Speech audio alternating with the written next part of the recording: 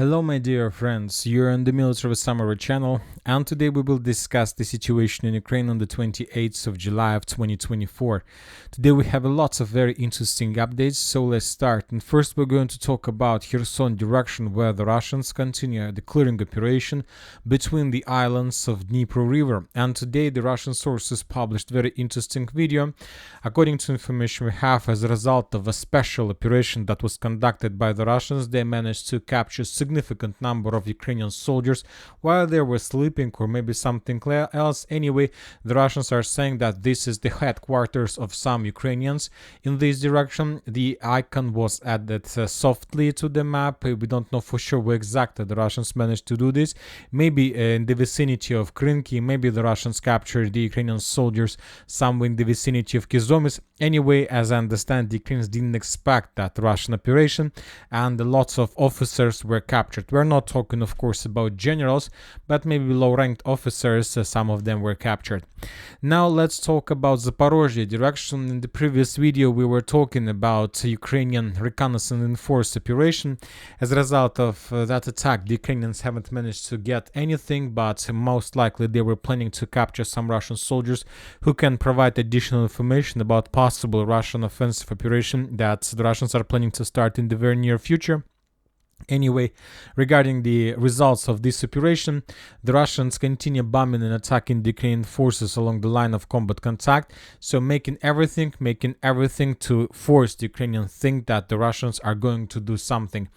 I'm not sure whether the Russians are going to attack Zaporizhzhia itself, Orekhov itself, but maybe the Russians are planning to improve their positions along the line of combat contact in the vicinity of the city by the name of Nestyryanka, and of course along the main supply road that goes from Robotina to Novodanilovka. During the previous 24 hours, the Russians published additional videos of how they were clearing and attacking the main supply roads from the north to the south. Now let's move further. Let's talk about Gulay Polya. The Russian this is also, by the way, a part of Zaporizhzhia direction. The Russian sources published very interesting video. In this video, we can see the headquarters and the temporary position of 102nd Territory Defense Brigade of Armed Forces of Ukraine, which is responsible for this direction. As you can see, as a result of aviation strike, probably the Russians were attacking this territory with FAP 1500 or FAP 3000. The Russians managed to reduce the building, almost the entire building, to ruins. The Ukrainians suffered significant losses, and of course the first thing that Ukrainians did, they sent lots of rescue teams, lots of soldiers to evacuate wounded, to get from the ruins people who managed to survive. The Russians were checking the situation, the Russians were controlling the situation, and as a result of reconnaissance operation, the Russians discovered the temporary position, and as a result of the second strike, the Russians destroyed another point of concentration of Ukrainian forces. So this is another evidence that maybe the Russians do have some plans, because the casualties the Ukrainians suffered during the previous few days are too heavy. Now let's move to the south and Donetsk direction.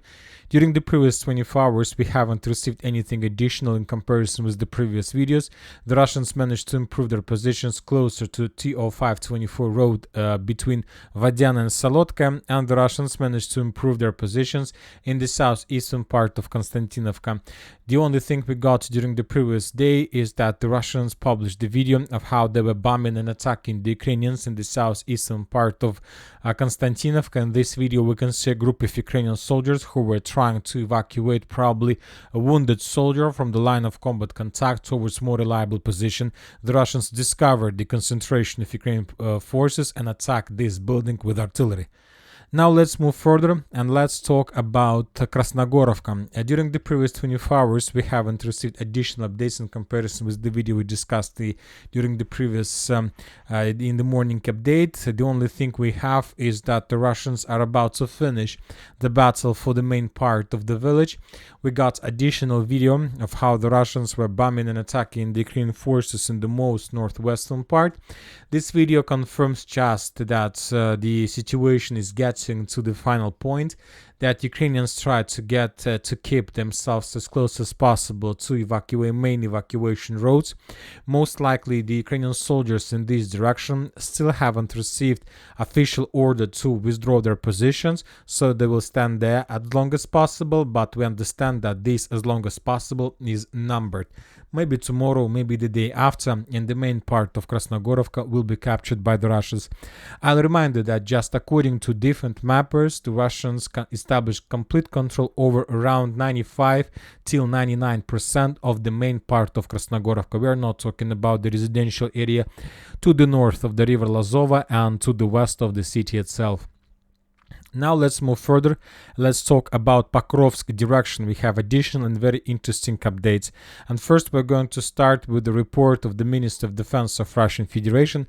According to information we have, as a result of very heavy clashes, the group of forces center established complete control over the village by the name of Progress. The Russians managed to capture this village and to secure the area completely. And according to information we have, also as a result of very heavy clashes, the group of forces south center managed to establish complete control over the village of Yevgeniivka.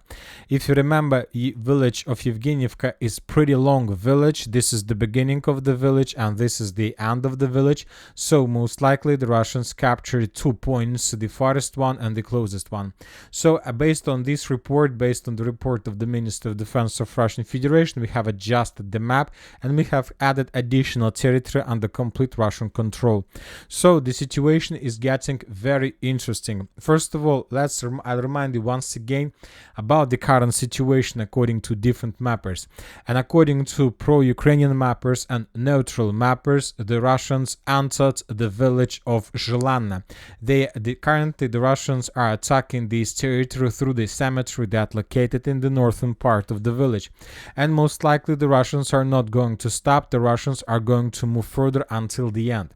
The thing is that the Russians have a perfect position. Their flanks are secured by the Russian forces in the vicinity of Veselaya, Ivanovka, and furthermore there is a railways that's located on the hill, and this is perfect flank position to secure the flanks while moving towards this or that village. So once again, summarizing everything, we can make a conclusion, and now we can make a conclusion and include Zhelana into some projections. The Russians probably as a result during the next phase of the special military operation, the assault operation in Pokrovsk direction, will try to establish complete control over this territory. And the Russians are able to do this for many reasons. First of all, the Ukrainians suffer significant problems with logistics, with supply, with support, with reinforcements, with munition. So I don't think that there are going to be any problems for the Russians to capture this village, this stronghold and rich network of the fortifications.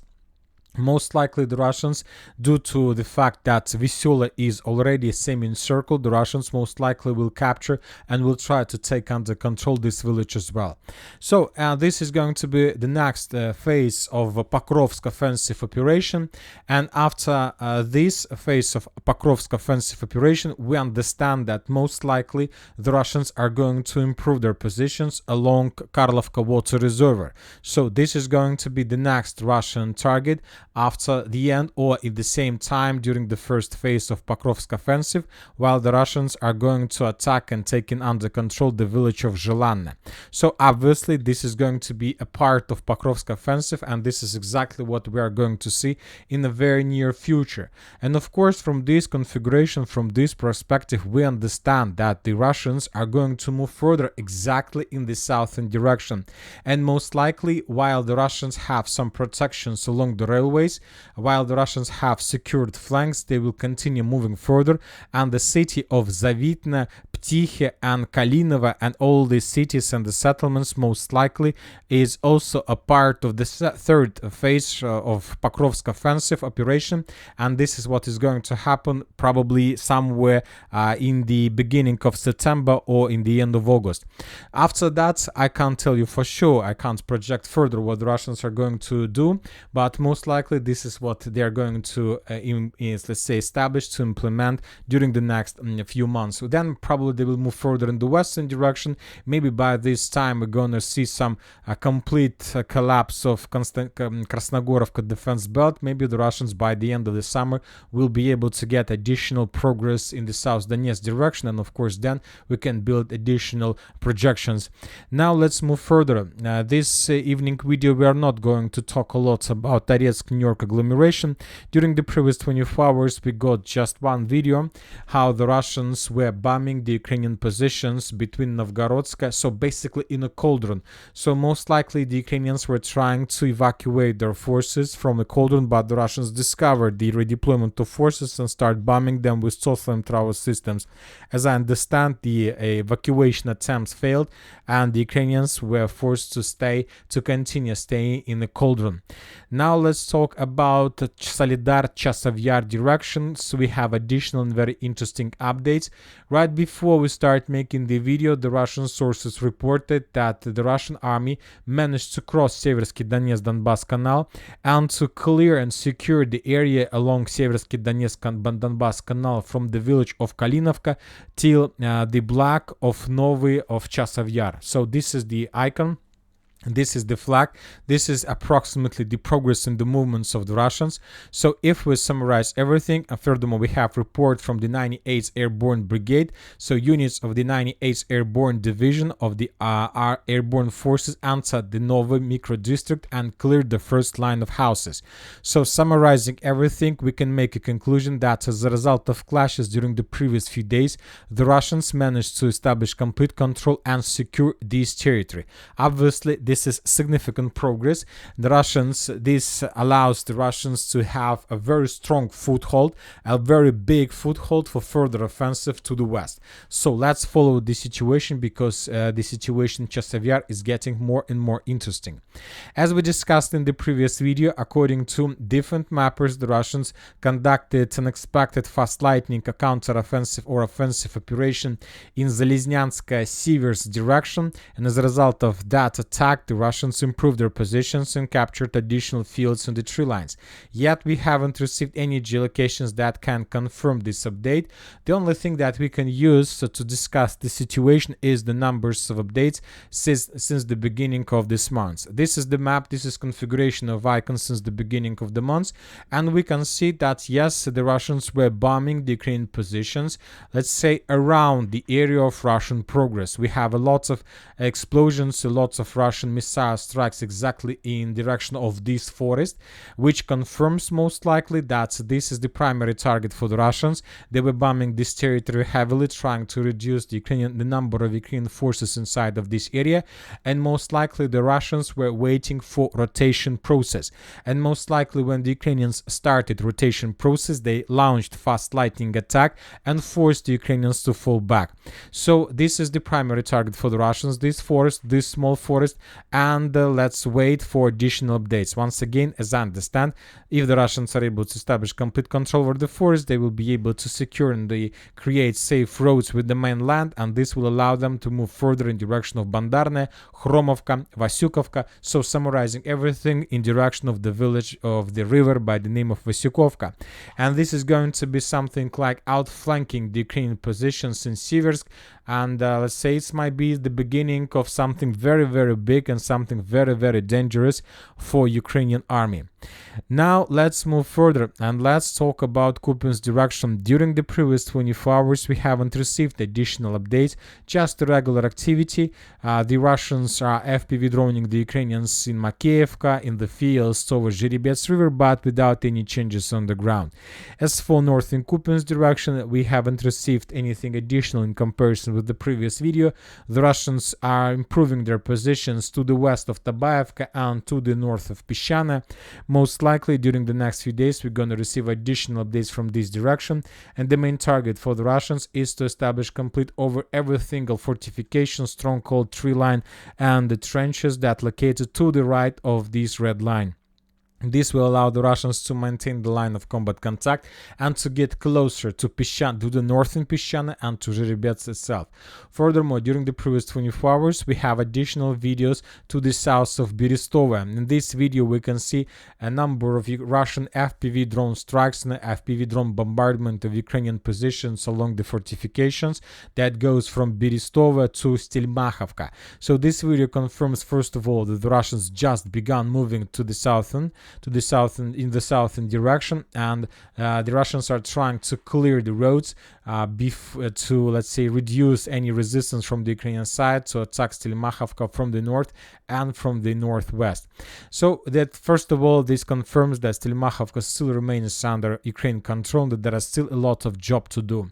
As for northern Kharkiv direction, we have additional updates. We have no changes on the ground, just some geolocation, some FPV drone strikes, some regular activity in this part without any changes on the ground. The Russians and the Ukrainians are saying that both sides currently is taking small, short operational pause for regrouping, for bringing additional reinforcements and reserves. The Russians are saying that Ukrainians concentrated the most powerful group of forces. So let's wait for additional few days, and most likely, as I understand, according to reports we have, Russians will be able to secure the high-rise building area, and maybe after the fall of the Volchansk citadel, the situation will start developing faster. For now, everything is slow. We see a certain intensifying of activity on Zolochiv direction. Third or fourth day in a row, the Russian sources published the videos of how they were bombing and attacking the Ukrainian forces in the village of Sotnitsky Kazachok. As I understand, the Ukrainians have already lost up to 1 battalion of infantry and soldiers in this direction during the battle, during the clashes for the previous few days. And the thing is that Ukrainians continue sending more and more reinforcement. Maybe they don't want to lose another village, and it will cause significant media damage, so they try to hold the area. And of course, the Russians are using this situation in their favor, and they're attacking and bombing the Ukrainians who are coming and who continue arriving and arriving and arriving.